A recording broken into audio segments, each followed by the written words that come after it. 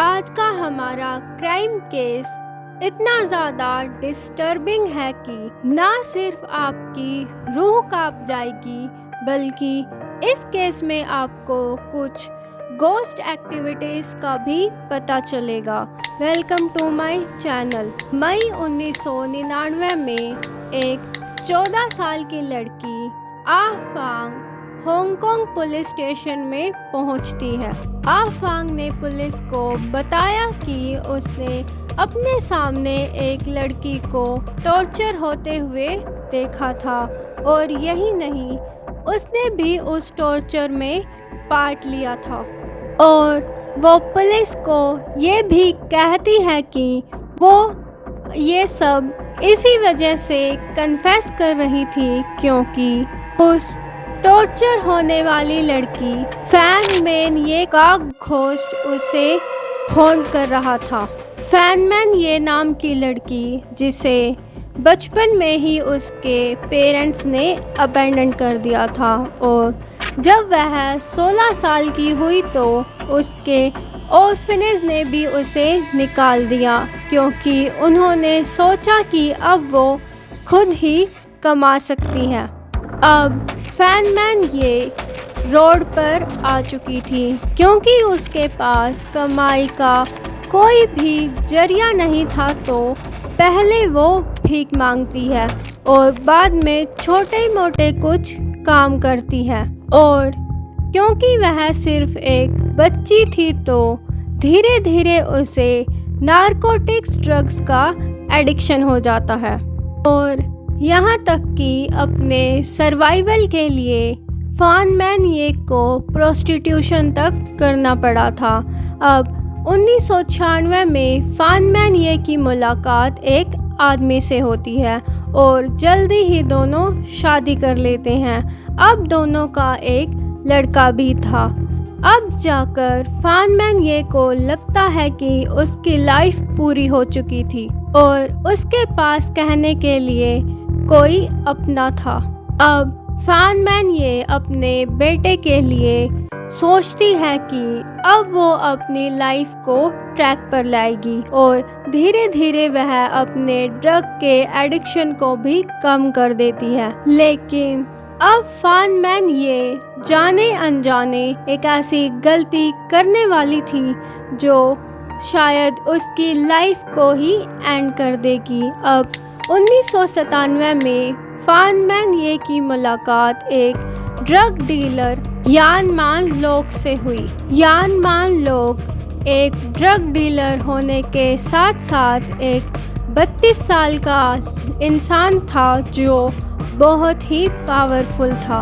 अब फैनमैन ये उससे ड्रग लेने लगी थी, लेकिन एक दिन उसने यान मान लोक के पर्स से $4000 निकाल लिए।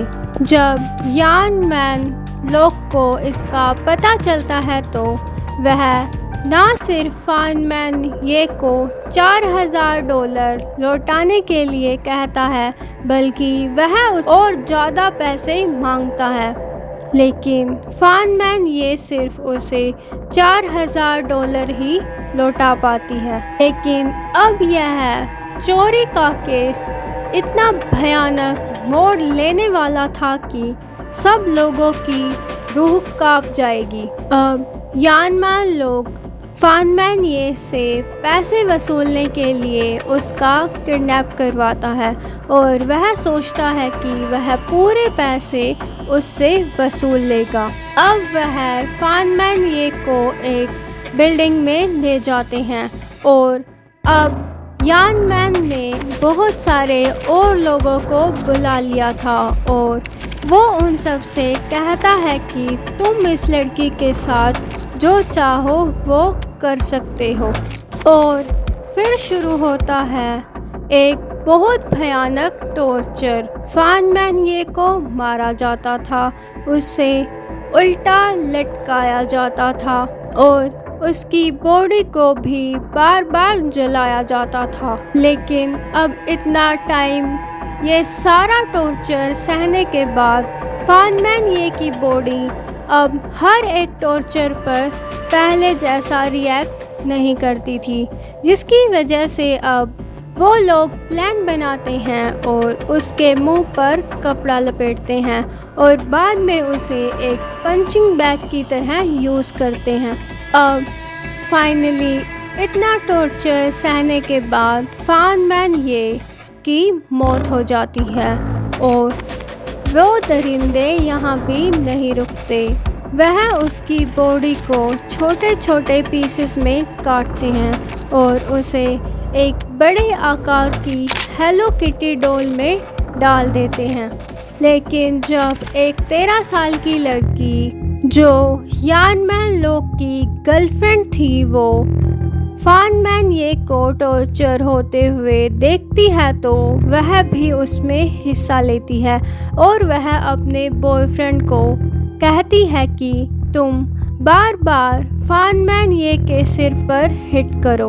वो 13 साल की लड़की सारा का सारा टॉर्चर होते हुए देख रही थी और वो उसे एंजॉय कर रही थी। लेकिन अब जब फानमैन ये का गोस्ट उसे दिखाई देता है तो वो डर कर सारा का सारा सच पुलिस को जाकर बता देती है।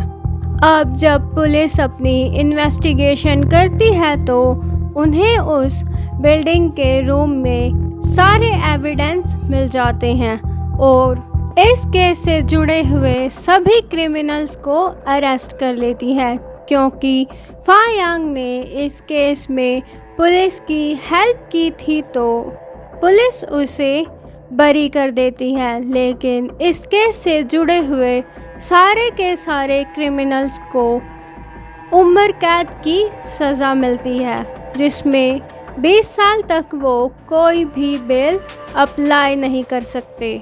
लेकिन ये केस यहाँ ख़त्म नहीं हुआ, क्योंकि इस केस के बाद उस बिल्डिंग के उस फ्लोर पर बहुत सारी गोस्ट हंटिंग्स होने लगी और फानमैन ये का गोस्ट बहुत सारे लोगों को दिखाई देने लगा। खैर, अब इस केस में इन्वॉल्व सभी के सभी क्रिमिनल्स को सज़ा मिल चुकी है।